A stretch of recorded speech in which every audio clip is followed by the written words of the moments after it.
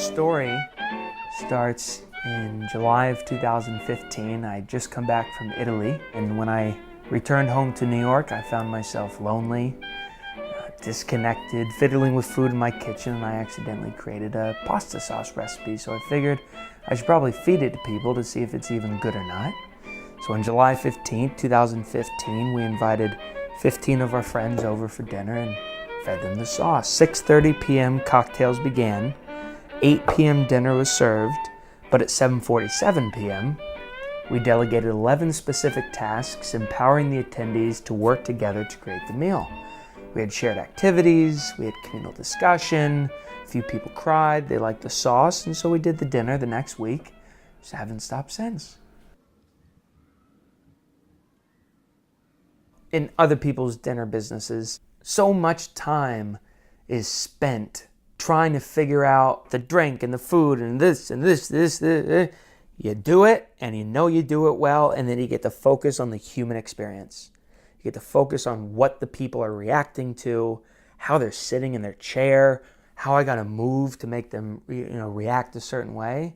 I focus on the orchestration, the sound of the dinner, the music, and not on what's being served. Who cares about what's being served? It's paper bowls and pasta sauce.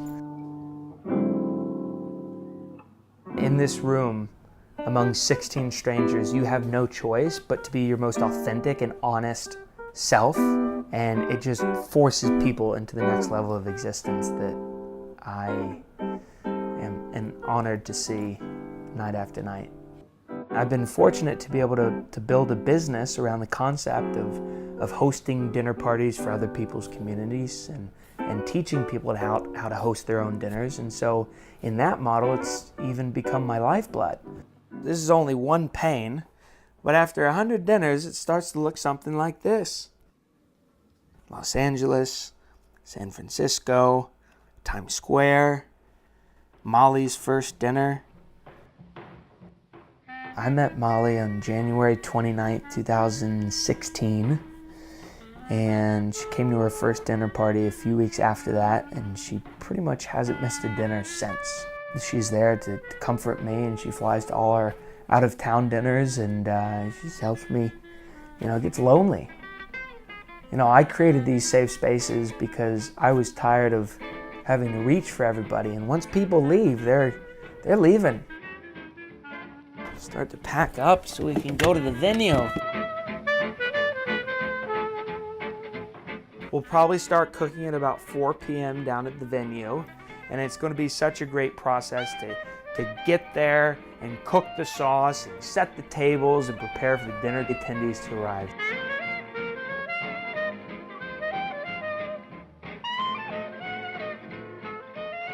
It might still be cooking as the guests arrive, but hey, that's part of the ambiance. You want the sauce and the aroma just welcoming them all.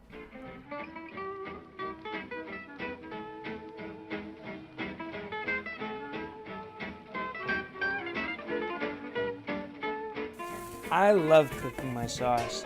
It's cathartic, it saves time, it's cheap. I got full control of the production.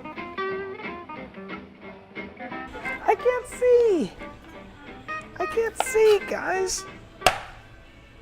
I can't see.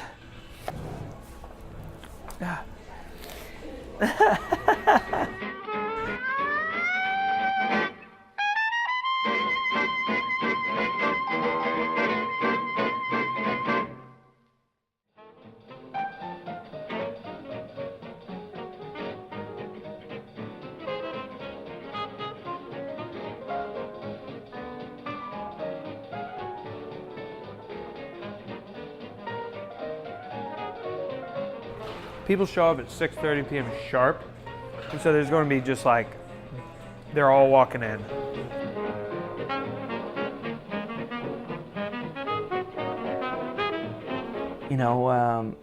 This is my art, this is my craft, this is my performance. So I'm just grateful that people keep coming.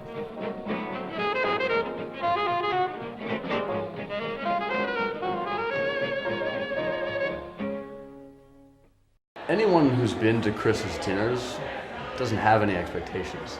I think that part of the weight that Chris carries is his ability to knock down expectations. That people are here to feel something, right? Ultimately, that's what is for sale here, but turns out it's for free, which is confusing. So that's the excitement behind that is, oh my God, I get to participate in something without having to pay for it. Oh my God, I get to make these connections with other good human beings. We actually rode the elevator up together, and that's exactly the kind of diversity and staying open and being very, I guess, fluid with the environment. I always feel a sense of positive energy that comes from any events that Chris puts together. I think he's able to curate a group of people, just as the experience that I shared with you of us just riding up on the elevator and then connecting, of getting more connected with people and staying very close, and the human connection, we're losing that in this digital world. We both have been part of the experience, and so on this anniversary dinner, which again, good karma with this dinner and having it be so successful, it's just amazing to have been a part of this. And that means that there's real demand, right? We really need connection, and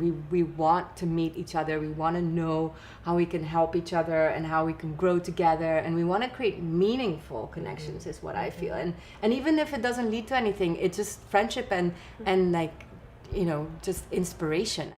So I met Chris at a play he was putting on across town on the Upper East Side, or Lower East Side, and he was like wearing nothing but an apron. I don't know if you went to that play. Like overalls? Yeah, overalls or an apron. It was really weird. I mean, he was basically shirtless.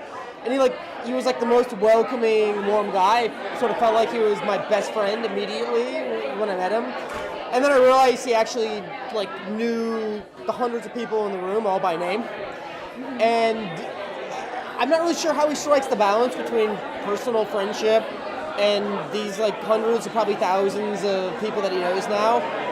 But he does. He strikes it. It's warm. It's personal. And you can feel that. It's a room full of strangers, but the sort of vibe that Chris gives off is like in the room.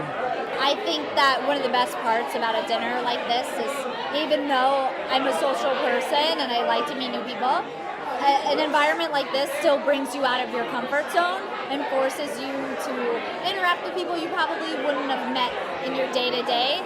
And in turn, you really get these awesome relationships and get to learn and meet about new people that you probably never would have if Chris hadn't brought this all together.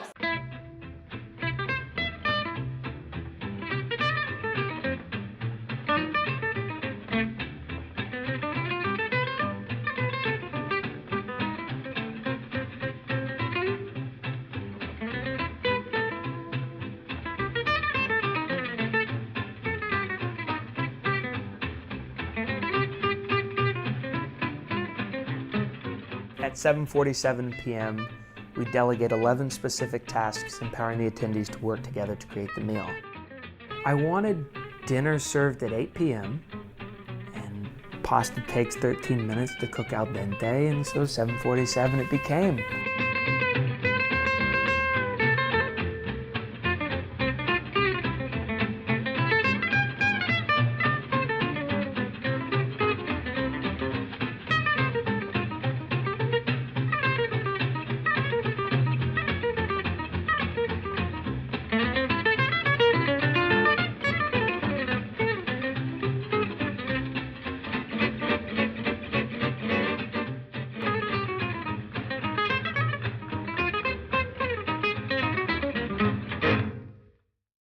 In San Francisco, this cab driver picks up a nun. And as the nun gets into the cab, she notices that the very handsome cab driver won't stop staring at her. She says, "My son, what's the matter? Can I help you?" He says, "No, I don't want to offend you." She says, "Offend me? Come on, look. When you're a nun as long as I have been, you get a chance to see and hear just about everything. Come on, tell me, why are you staring at me?" He says, "Well, I've always had this fantasy to have a nun kiss me." She says, "All right, well, let's see what we can do about that. You have to promise me 2 things. 1, you're single, and 2, you're Catholic."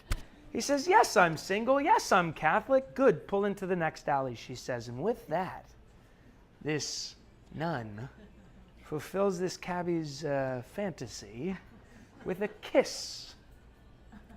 It would really make a hooker blush, but as they get back on the road, the cab driver starts crying. My son, what is the matter? Why are you staring?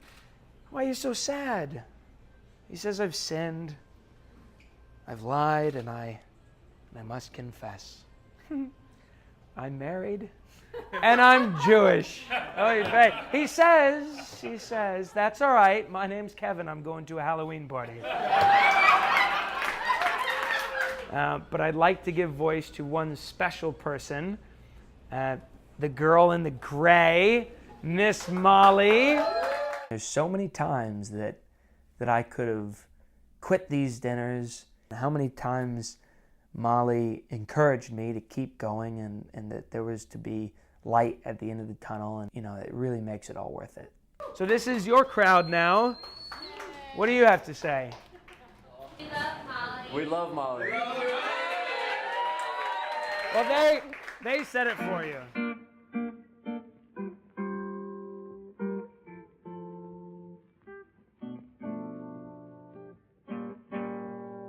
I put a lot out onto the table, and so when people leave, it's tough to come down from. Well, we just had our 100th dinner, and everybody showed up. It was good, and a lot of people pitched in. And then afterwards, when we broke apart as a group, everybody went around and gave voice to people in their lives that they don't give enough voice to. They actually did it.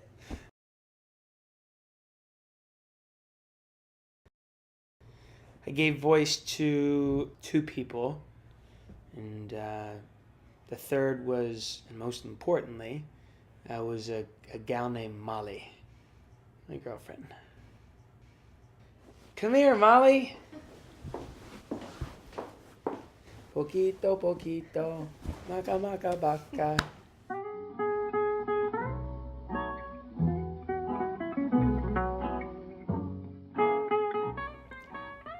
I think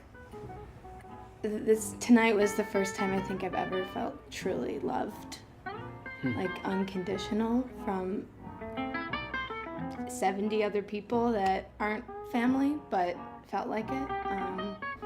You're told all the time that you're loved and that your family loves you, your friends love you, but I don't know, I felt it, I think, for the first time ever tonight.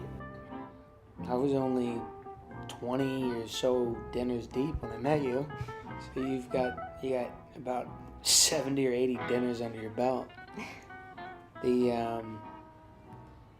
It's very important that when I'm in the kitchen doing what I got to do, conducting, you're who they're here to see. You're the one that they're talking with and sharing stories with, and you're setting the mood. Without you doing what you do between 6:30 until we sit down at 8, there would be nothing. It sets the mood.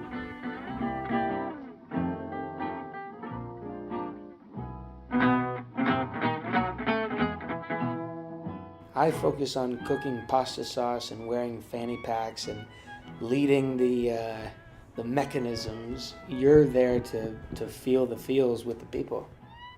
Set the tone. Yeah. I think I agree with you, but I think the reason why people come and the reason why people open up and feel so comfortable is the safety and the comfort that you bring. Got pasta sauce, paper bowls, bunch of good friends. It's that easy.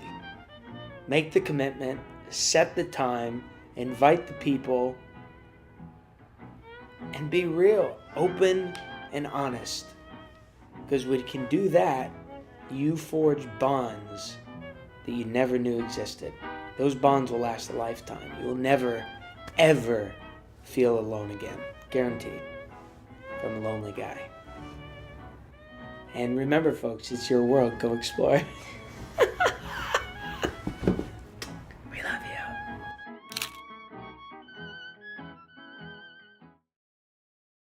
you.